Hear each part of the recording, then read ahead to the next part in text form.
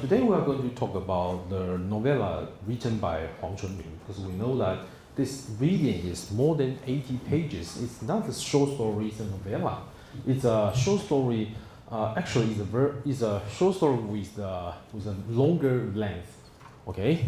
So, of course, I think before we start the lecture, I think there are several things that you should know. Of course, besides the nativist realism of Huang Chun-Ming, like I said last time and in the introductory lecture, their version of realism is actually critical realism. I think you should know that.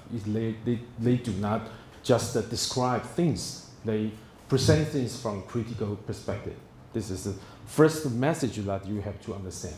And the second one is the first message of this story. I think Huang Chun-Ming, he usually talk about and he usually writes about the people from the lower end of the society, and actually most of the nativist realist writers do that. I think this is one of their features in common with each other. But in this novella particular, he was talking about the women in a very particular trade, that is American bars. Okay, and then the story has a very specific historical context, that is the 1970s. Okay, so this is another thing that you have to understand. And also, I think one of the most important things is the interaction between the bar girls, the Taiwanese bar girls, and the foreigners. Of course, the foreigners are mostly the foreigners are the American soldiers who patronizes the American bar named Young Widow. Okay, and the last message I think, which is very important to understand the story, is the one thing I think is very important, because that is the historical background of the early 1970s. Because the story, in terms of urban fiction writing, the story talks a lot about the transformation, the urban transformations of Taipei City, that the people in Taipei City underwent during the earliest part of the 1970s. And like I said, I always say that 1970 is the preparatory phase of the 1980s and the 1990s, because we know that right now Taiwan actually suffers from some kind of economic and financial setback, and this is very sad. But actually Taiwan prospered during the 1980s and 1990s, financially and economically. I think this is something very important to know if we want to read urban fiction writing. Okay, so let's talk a little bit about Huang Chun-Ming. Huang Chun-Ming, like I said, all of the nativist writers, they came from the rural part of Taiwan. For example, Hualien, Keelung, and maybe Kaohsiung, and or maybe like Huang Chun-Ming from Yilan. So he's actually a boy. Of course, old boy. Right now he's almost 80 years old. Okay, he was born in Luodong Township in Yilan County. So he usually writes from a rural perspective. That is, he's more in favor of the people from the countryside than from the city. And in 1956, at that time he was only 21 years old. He published his first short story, "Some of the Street Sweeper." Okay, this story is a critical story for the education system and the social condition during the 1950s in Taiwan. And in 19 58, he graduated from National Pingdong Teachers College and taught for 3 years in Yilan. Of course, his teaching career was quite short because I think for someone who is like Huang Chun-Ming, the teaching position for him is too rigid, and there are too many rules to be followed if you want to be a teacher. So a rebellious guy like Huang Chun-Ming would not accept that, so he quit after 3 years in the teaching career. Okay, and the last one piece of information is quite sad because his son is also a very promising young novelist at that time, Huang Guojun. He was born in 1971, just 2 years older than I am, and he committed suicide in 2003, and leaving no words. So I think that it's a very big blow for Huang Chun-Ming.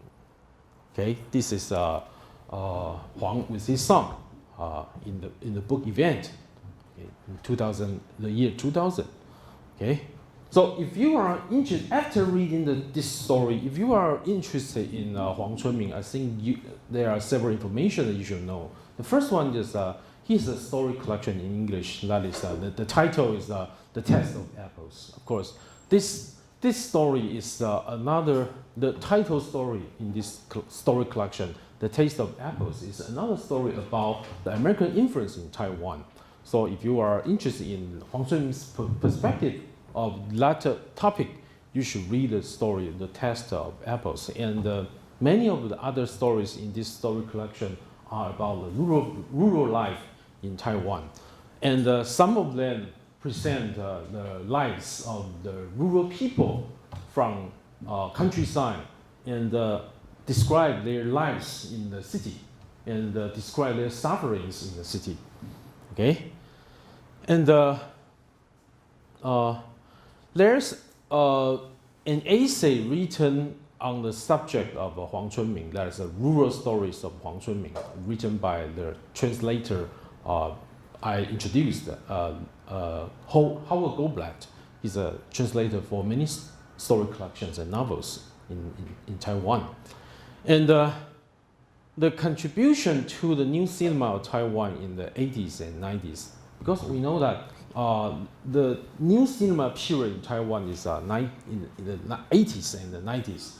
And Huang Chun-Ming is one of the main contributors of the screenplays and the stories for those movies. Okay, so let's take a quick look at this. Some of the stories, because we know that mostly Huang Chun-Ming writes short stories and novellas, and most of his stories adapted into films are short stories. For example, in 1983, there's a film. The name of the film is My Son Speak Door, but actually it's a film comprised of 3 stories. The first one is My Son Speak Door. The second one is The Taste of Apples, and the third one is The Flower in the Rainy Night. Okay, and the first story is about a sandwich man. So you know what is sandwich man? Sandwich man is the man. He's a walking advertisement. If you are a sandwich man, you have to strap 2 pieces of wooden board in front of your body and in back of your body, so it makes you look like a sandwich. So it's a sandwich man. And this sandwich man has a son, and this sandwich man, he works for a theater, and he always go about in a small town everywhere, and to show the advertisement to everybody. But because of the nature of this job, because he had to wear the makeup of a clown, so he was despised by all of his family, and even his son is only a baby, cannot recognize him if he took off the clown's makeup. So it's actually quite a sad story, because this is a story about job, the job you take, because sometimes we feel that the job you take you. That's the life of the life of the modern people. Sometimes we feel that, because if you took a job, you want to make a living, so you cannot afford to quit a job. But in the end, because of the nature of the job, you became trapped in a very embarrassing situation. That is the story of this sandwich man in this story, My Son's Big Door. Okay, so this is a quite sad story, because in the end, the main character in this story cannot took off his clothes, makeup, if he wants to hold his son in his arms. Okay, and the second one is The Taste of Apples. Like I talked about, is a story about American influence in Taiwan. And the third story, A Flower in the Rainy Night, is also a story about prostitution. Of course, the bar girls are in the trade of prostitution. But in this short story, the main character, Bai Mei, he's in another kind of trade of prostitution. He's a prostitute in the brothel. And on one day on the train, he was discriminated by someone. So on the train, he decided to change her life by giving birth to a son. Okay, and so in the process, he changes herself a lot, and he decided to quit his job as a prostitute, and he went back to his hometown. So in the end of the story, we see another train scene. The main character, Bai Mei, went to take a train, and because she was holding her son in her arms, many people yielded seats to her. Okay, so through the process, the main character changed her life. The first two stories, the first one is I Love Mary, and the second one, 桑又那儿再见. It's I Love Mary it was published in 1977, but the movie was made in 1984.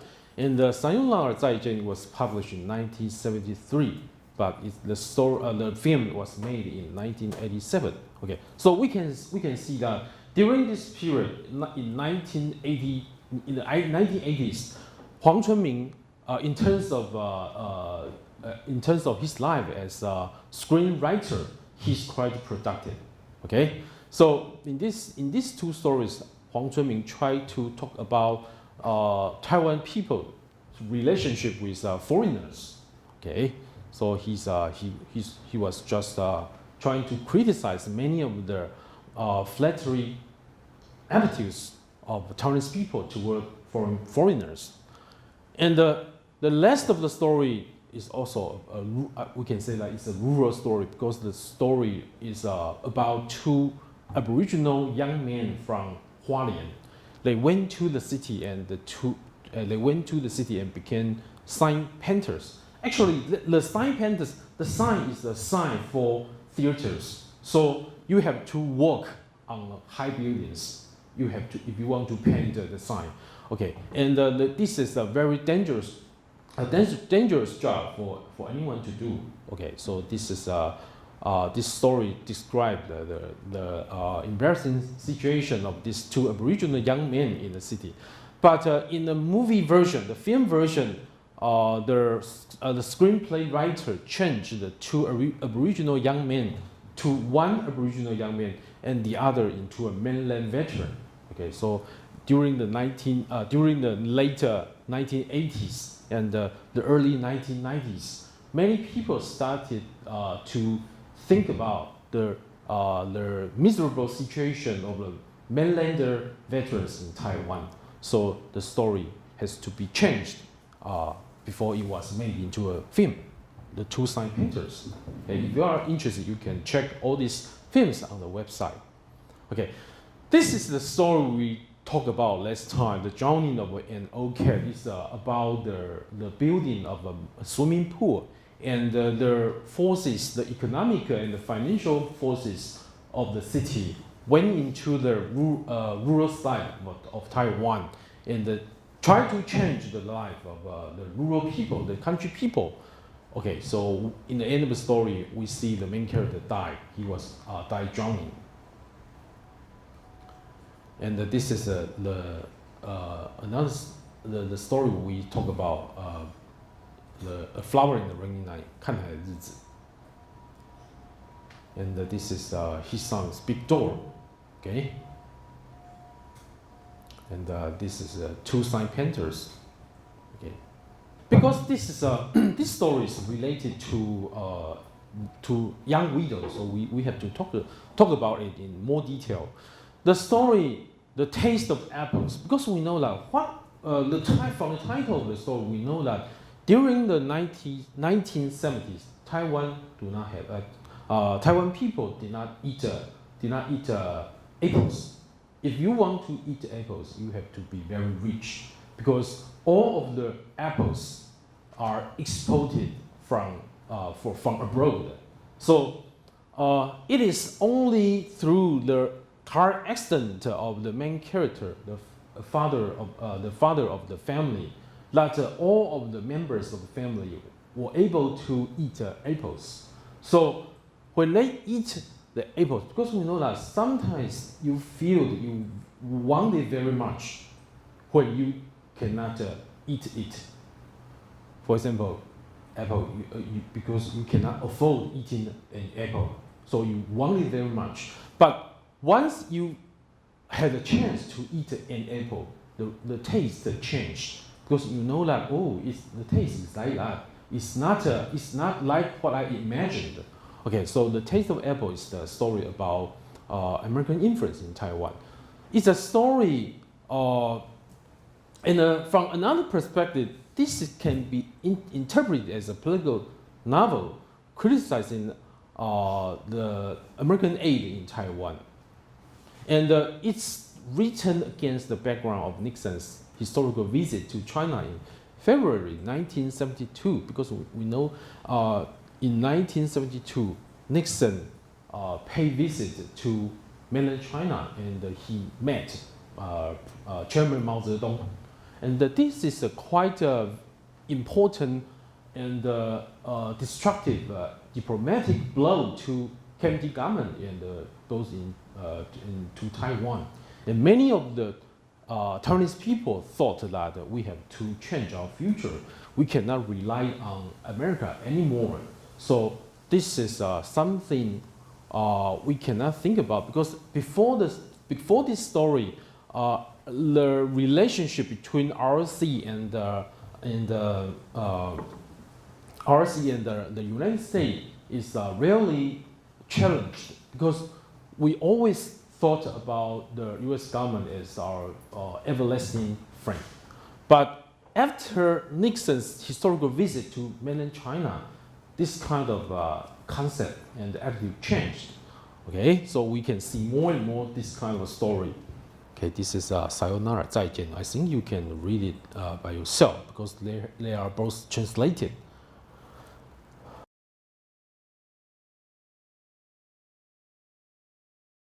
Okay, so let's talk about the historical background of this novella, Young Widow. Because you are quite young, so I don't think many of you understand this word and its historical meaning, and especially its relationship with Taiwan. Because during that time, Taiwan played a minor role in this war. We know this war is very important to America, but not many people know that this war is also very important for Taiwan to some extent. Okay, so during the Cold War period, the United States was willing to help any government who was opposed to communism. Okay, so like the South Vietnamese government with the communist North Vietnamese government as its enemy. So we know that South Vietnamese government is actually very corrupted, but the U.S. government chose to support the corrupted government, because if South Vietnamese government goes down, the communism or the power of communism will have one more nation in their hand during that time. So it's quite serious. So in the end, the Vietnamese war started with the fighting between the Viet Cong and French troops. But in the end, the United States took over because we know that started from President Kennedy. He showed a very strong ambition to protect, to fight for Vietnam. Okay, so let's see this quotation. In his inaugural address, Kennedy, that is JFK of course, Kennedy made the ambitious pledge to pay any price, bear any burden, meet any hardship, support any friend, oppose any foe in order to assure the survival and success of liberty. Okay, so let's put this quotation in the context of this short story. What kind of price does this American people pay in this short story? For example, we know that there are some American soldiers, they suffer from problem of drug use. And in the end of the story, we know the American soldier, Billy, he lost his left arm. And I think this is a very tragic story about American soldiers. I mean, this story, Young Widow. So in this, I think this is a very special story because in most cases, Taiwanese writers did not show sympathies for foreigners, especially during the 1970s and 1980s. But Huang Chun-Ming is quite special in this case. Okay, he showed his sympathy, great sympathy, for all these American soldiers suffer from many problems during the Vietnamese War. So you can see this historical picture. So the historical background goes farther back to the 1950s because we know that during at 1950 the Korean War broke out, and Harry Truman changed his attitude toward the problem of Taiwan because in the beginning, President Harry Truman, he thought that the problem of Taiwan should be solved by the two sides of KMT government and the communist government, and this is an internal problem of China. He did not want to get involved because after the Second World War, all of the American people or American soldiers felt very tired. They did not want to get involved anymore. But after the 1950 Korean War, this kind of attitude changed. So American government started the period of American aid to Taiwan, and because of the during that time, many of the troops and ships were dispatched to Taiwan to protect the Taiwan Strait. So in many of the harbor cities, for example, Keelung and Kaohsiung and maybe Taichung, there are many bars for these American soldiers, the Navy soldiers to attend, to patronize. Okay, so we can see these two bar girls in the picture there. This is a story is taken during that time, maybe in the 1950s. And this is another story, another picture taken nearby Kaohsiung's the river. And the date is unknown. We can see the two girls with two American Navy soldiers, and of course these two girls maybe are bar girls in Kaohsiung. Okay, and this is Nancy's bar in Kaohsiung, the picture taken in 1964. Okay, and in this picture we can see some Chinese female escorts with US GIs at a table enjoying a hot pot, and the picture is taken in November 1966. So we can see one white American soldier and the other is African American soldier. Okay, so this is another historical picture. The first group of American GIs on vacation in Taiwan, 65 of them in total. They arrived in Taipei on November 25, 1968 for fighting trip. Okay, so this is when they arrive, they have to make a formal registration in order to get past. Okay, so this is the historical background of Taiwan's being a resort of R&R. R&R means rest and recreation. So many of the American soldiers, they went to Taiwan for rest and recreation, maybe for several days or maybe for weeks. It depends on the length of their leave. Okay, so in 1954, the Sino-American Mutual Defense Treaty was signed. So it promotes an emerging bar and dance hall and nightclub business. Okay, so the bans on this kind of industry was lifted in 1958. Okay. And according to the Johnson administration's policy, in November 1965, the Pentagon planned to raise the number of US troops to 400,000.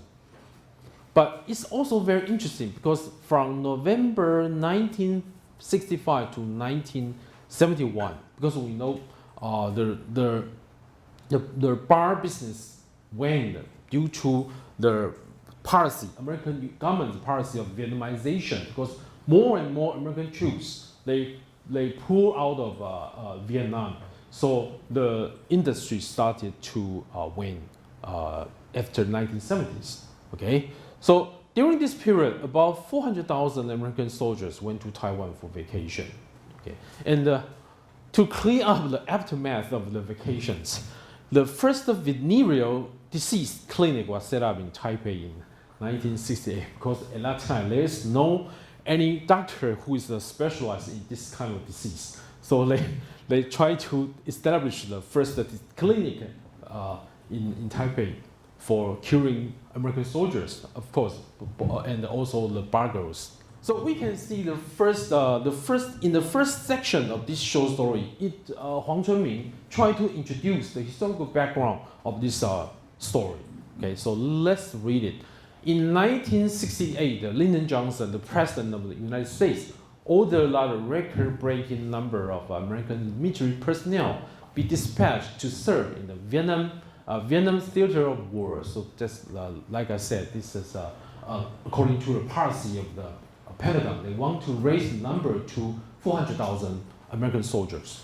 Okay, so when the number of servicemen had reached 500,000, Taiwan was drawn into the Far Eastern zone as the rest and recreation center for the enjoyment of American troops. So that's the term, rest and recreation, R&R. Taiwan's bar and nightclub industry had previously been sluggish, but now it began to prosper. Bars appear in Taipei, Keelung, Taichung, and Kaohsiung. Of course, these are all of the harbor cities in Taiwan. Taipei, of course, although Taipei did not have a harbor, but Taipei is the capital of Taiwan, and the Keelung, and Taichung, and the Kaohsiung. Even remote Hualien that had never before even possessed a bar, boasted of its new industry. Okay, so you can see Wang Zhenhe wrote a story about the bar girls in Hualien County. They try to welcome the American soldiers traveling to Hualien. That is the novel called Rose, Rose, I Love You. If you are interested in how this story, what interesting things happen in the novel, you can check it by yourself. Okay, so with minor renovations such as the installation of English language neon signs that blink on and off like eyes, tea houses were transformed into bars. So all of these bar girls, they are originally tea house girls, but after certain proper training, they were transformed into bar girls. So one of the interesting things about this novella is about the process of this, how these tea house girls these tea house girls were trained and transformed into bar girls. Okay, of course, first of all, they have to learn a little bit English. But according to the main character Ma Shanxing, speaking English is not important. The main thing of taking care of your patrons is you have to act like a young widow. Okay, so this is something very interesting in this story.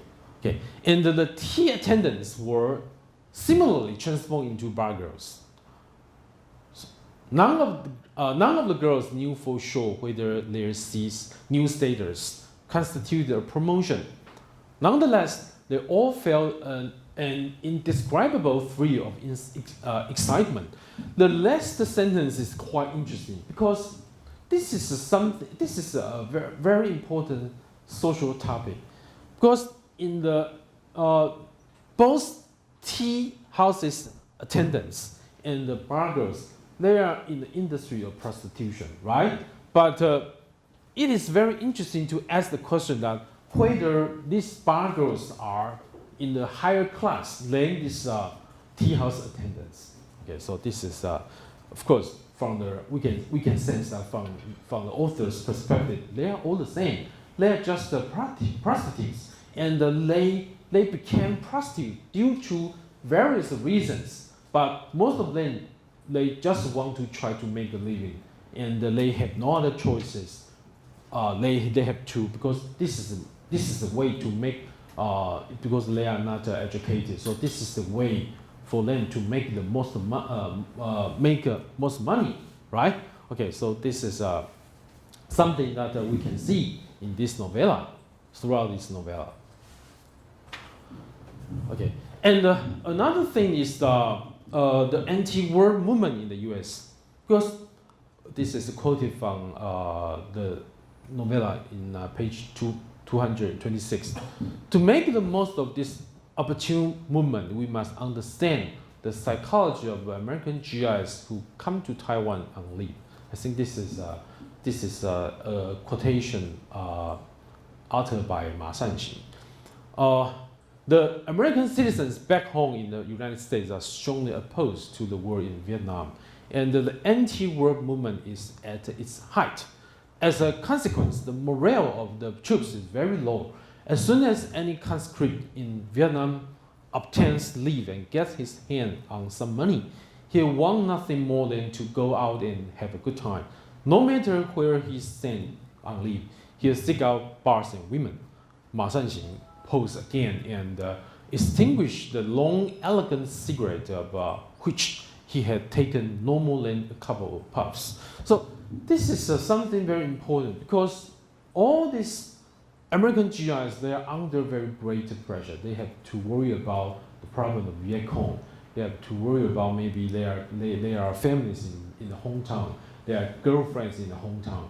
And they are not, especially and the most important of all, they were not supported by a very great part of the American people. So that's the reason why their morale are so low. Okay, so this is another thing that another message that Huang Chun-MING wants to express in this novella. And we have to talk about the fall of South Vietnam because after 1975, the Viet Cong, the troops of Viet Cong, they took the Saigon, and the rule of South Vietnamese government ended. Okay, so in the beginning, after Tet offensive and the My Lai massacre, both of these two events happened in 1968. The war got more notorious. What is Tet offensive? Tet is actually it's Vietnamese New Year's Eve. So it's just like a bit like a Chinese New Year Eve.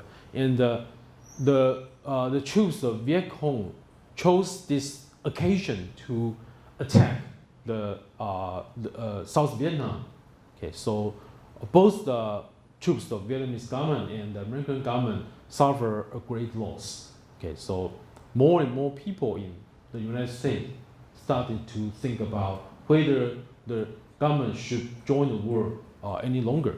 And the My Lai massacre is one thing very notorious because a group of American soldiers, they killed more than 300 Vietnamese villagers. Of course, among these villagers, they are not only men and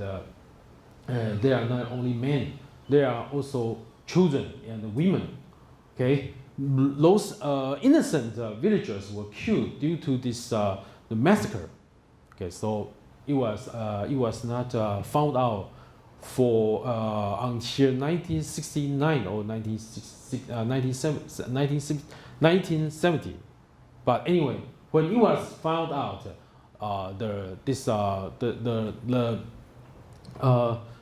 more and more people started to join the anti-war movement. Okay, so due to these two events, these two notorious events, in 1968, the U.S. government passed the Vietnamization policy. That is what is a Vietnamization policy? It's to leave the military affairs to the South Vietnamese troops, and more and more American soldiers pulled out of Vietnam.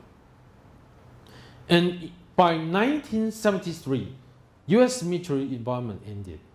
Okay, so 2 years later, the North Vietnamese army captured Saigon, which marked the end of the Vietnamese War, and many of the Vietnamese people, including the rich people and many of the officials of this South Vietnamese government, they fled to Taiwan. And at that time, there are several thousand of them, and they were some of them went to after arriving in Taiwan, they went to America or went to France, and some of them stayed in Taiwan, and until these days.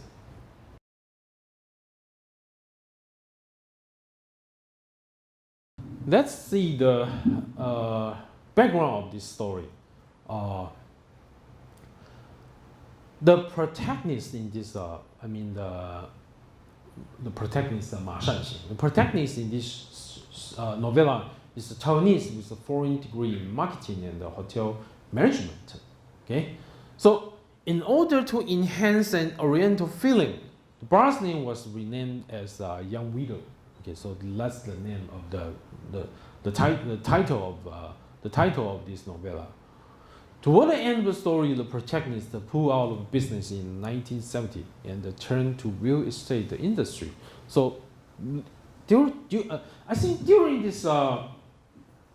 the whole process of this story, Ma Shanxing is described by Huang Chun-Ming as a very accurate observer of all the social problems and the problems of management. So, and one of the American GIs survived the war, reunited with Bargo in the end. So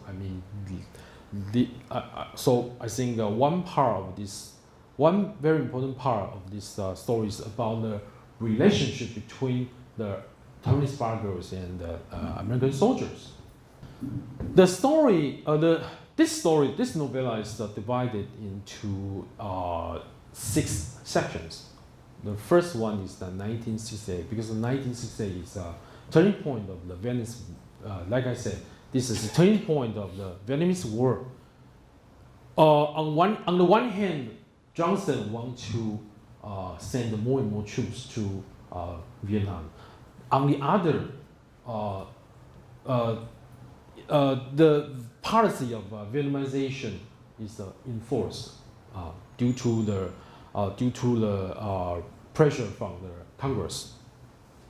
And the second one is the summit talk. Summit talks about how these shareholders of this Young Widow American bar, they try to talk about how to run a new American bar named Young Widow. And the third section is the preparation of the preparation and training of these American bar girls. The story is not the story. This section is translated as January 21st, but I think this is a mistranslation because it's just a 1-to-1. What is 1-to-1? 1-to-1 is the slogan we call out when we are running, right? So I think this means the preparations made before the grand opening of this bar. And the area D strategy is about and we shall overcome is about how this bar is run by these burghers and the manager Ma Shanxing. In the 1970s, the end of the story, that's the reunification theme of Fei Fei and Billy, right? In this novella, we have seen some very interesting characters, of course. For example, the two Japanese freelance reporters, because they one is named Miya Ilu, and the other is Okamoto. One is a journalist, the other is a photographer, okay? And they are freelance reporters. They cover the stories in Asia, in many parts of Asia, and especially the world fields of Asia, and they sell their news to UPI and AP. UPI is United Press International, and the AP is Associated Press. They are very important international news agencies. And we also see the American soldiers, for example, Smith and Steve. They are both Qing's patron. And we know that Smith is African American soldier, and he was arrested later on because of drug use. And Steve is in love with Qing, and he even wants to marry Qing, but later on he found out that Qing was pregnant with Steve's child, and he left Qing. So the son of Smith and Qing is Blackie. Okay, so this can remind us of Moon Beauty. The character in Crystal Boys has a son who is Little Johnny. Her son with American soldier, and we also see Louis. Louis is a master sergeant, and he suffered from sexual impotency due to the war, due to his combat in the war. So this is something very tragic. And we also see Tommy and Billy. Tommy and Billy are two good friends. And later on, in the end of the story, we see Tommy. Of course, he's a LSD user, and later on he was dying in with the members of the scouting party in the war, and only Billy survived. And we also see Hershey. Hershey is he's a desertion soldier. He want to desert from the boot camp in San Francisco, and he was shot by Tommy. Okay, so after that, maybe I think Tommy suffer from post-traumatic syndrome. So he had to use LSD to ease his disease. Okay, and we also see some of the Taiwanese characters are very interesting. One minor character is the General Manager Huang, and I don't think he's a very important part in this story, but Ma Shanxing is very important. I think he's an observer of many of the social problems in this reflected in this story. But his name is quite, if you know Chinese, his name is quite ironic, because Shan means good, Xing means behavior. So Shanxing means good behavior, or you are a very kind person. We say you are 善人, right? But actually, this Mr. Ma, or Manager Ma, is not a very good person. He's just a guy with a lot of business ideas in his mind, and he did not care about morality. So we cannot say he's a 善人, or he's a good person. Okay, and we also see two madams, Madame Chen and Madame Shea in this novella. And we also see Qing. Qing, he's a bar girl from the countryside, and he suffered from the problem of Blackie, because Blackie is he looked like a black, but he cannot speak any English. So he's discriminated by all of the villagers and maybe all other students. So he's a very bad-tempered young boy, 11-year-old young boy, and of course he's taller than all of other boys. And we also see Ching's mother. This is a reflection of very interesting problem, because we know due to her relationship with Smith, Ching was able to bring all of the things from America to her mother. For example, the facial cream, and maybe the liquor, and maybe the canned food from the US. But her mother feel very happy about this, because she has a very good material life. But she was not ready for telling the truth to other people in the countryside. So he just said, my daughter works in an import-export company in Taipei. Okay, so this is maybe this is some very traditional attitude toward the prostitute or bar girls in Taiwan. And we also see Fei Fei, Billy's girlfriend, and another bar girl. And let's see some passages from this novella. Okay, so in this passage we see that this is from General Huang, General Manager Huang. Start laughing, the rest of you. You have to remember your English names. I want to remind you that you are no longer tea attendants. You are now bar girls who want nothing less to suck Johnny dry. He made a point of saying bar girl in English, then translating it into Chinese. The girls were all very animated, especially Shirley, who couldn't stop giggling. So this is what I was talking about. Does the nature of bar girl differ from the nature of tea attendants? Of course not.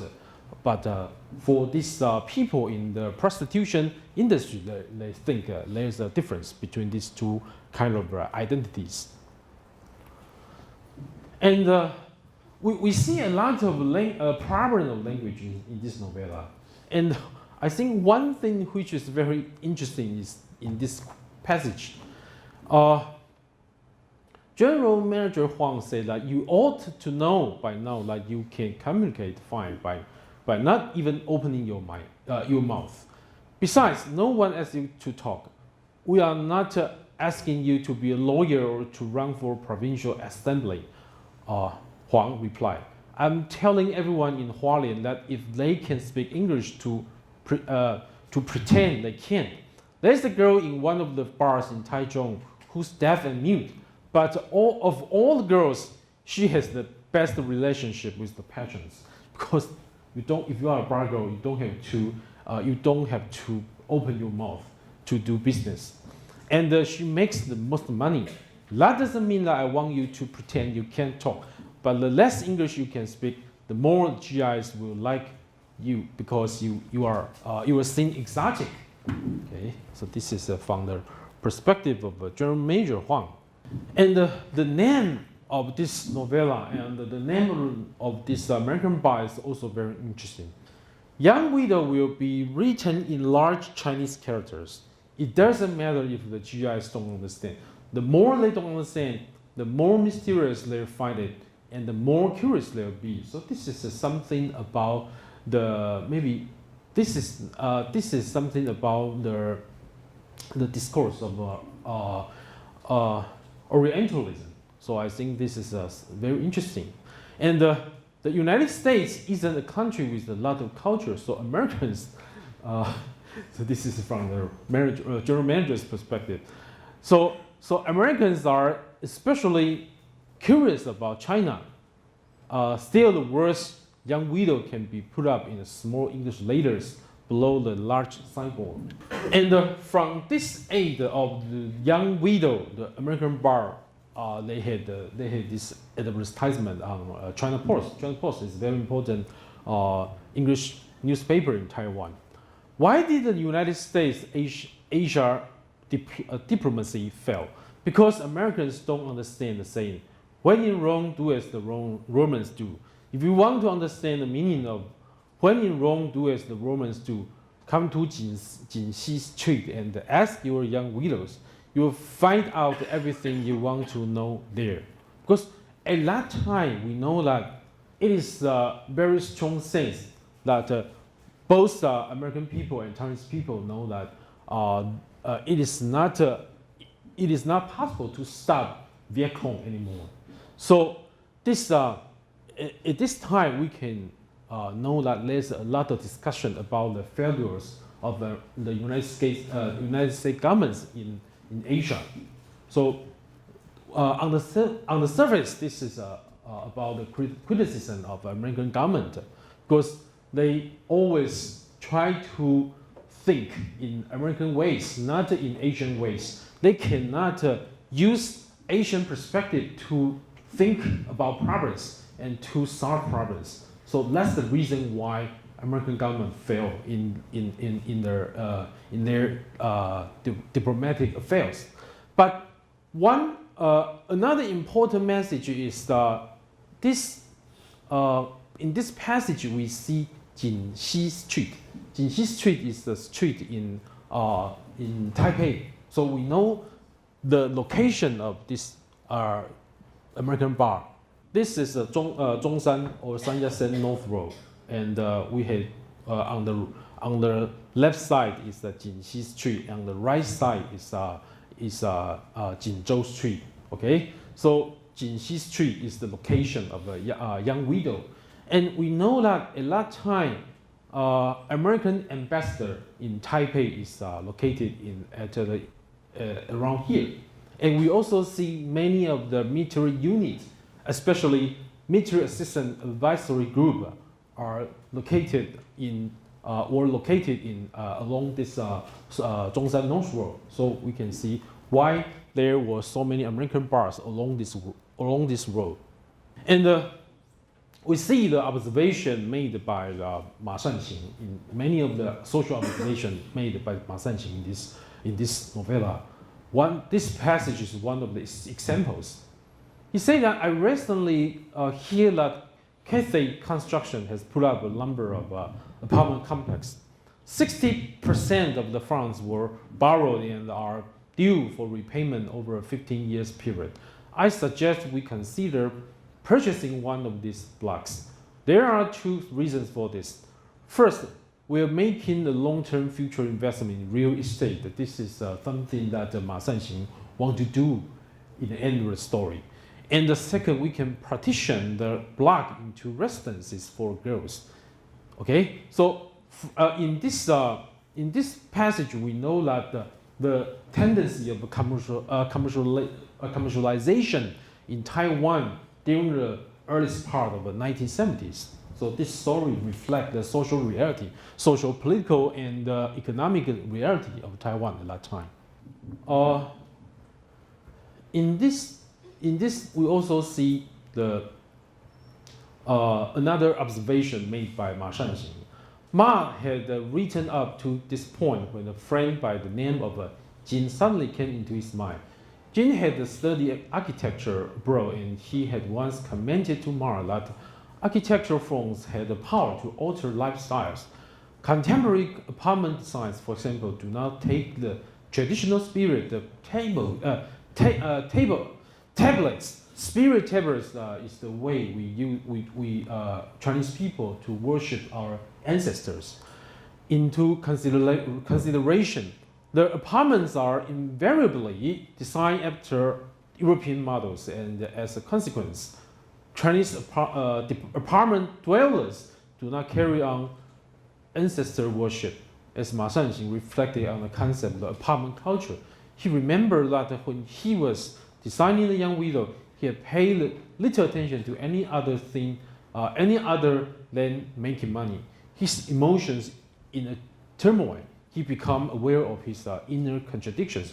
So this is not only talking about the tendency of westernization in Taiwan. This is also talking about the conflict of Taiwanese people during that time, because on the one hand they want to be westernized, on the other they have to endure all these contradictions, both outer and inner contradictions, when you want to westernize, but at the same time you want to keep the Chinese tradition or Taiwanese tradition. Okay, so this is also a very important problem. And in this passage, we see the problems of the early 70s. Okay, but of course, Huang Chun-Ming. This is not Huang Chun-Ming's perspective, because this is a commercial perspective. We are going to talk about the Huang Chun-Ming's perspective later. At the present, Taiwan's economy is booming, and both industry and the business are expanding. Okay, so we have seen this kind of observation all along. The cities are becoming very prosperous, and the manpower is needed in the export industry. There are large numbers of workers living in the farming areas and being absorbed into the urban centers, reflecting the internal migration taking place. So we know that in the last two stories, Night Freight and One Day in the Life of white-collar worker, both Zhang Yihong and Huang Jinxiong, and also we see JP Lin Rongping. They are from the countryside, but after they graduate from the university, they became urban workers in Taipei, right? Okay, so this creates a problem for the agricultural culture in Taiwan, because manpower needed for agricultural industry is not there. So, so all of the agricultural villages start to face this kind of problem. The flood of labor has given rise to a new problem. Of course, this is another problem. The flood of labor has given rise to a new problem in the urban areas. That is, it is creating a housing shortage. So this is from Ma Sanxing's perspective. Right now, the most lucrative business to be in is construction. On the outside, capital looks swollen, but the truth is, it's all speculation. You can tell this from the way the insurance companies have become engaged in construction. So this is Huang Chun-Ming used this story published in 1974 to talk about all the problems we faced in 1980s and in the 1990s. So we can say that Huang Chun-Ming is a very acute social observer of this, all these problems. Okay, so this is my report on Young Widow. And next week we are going to read Rainy Night and Tongpu Street. Okay, thank you.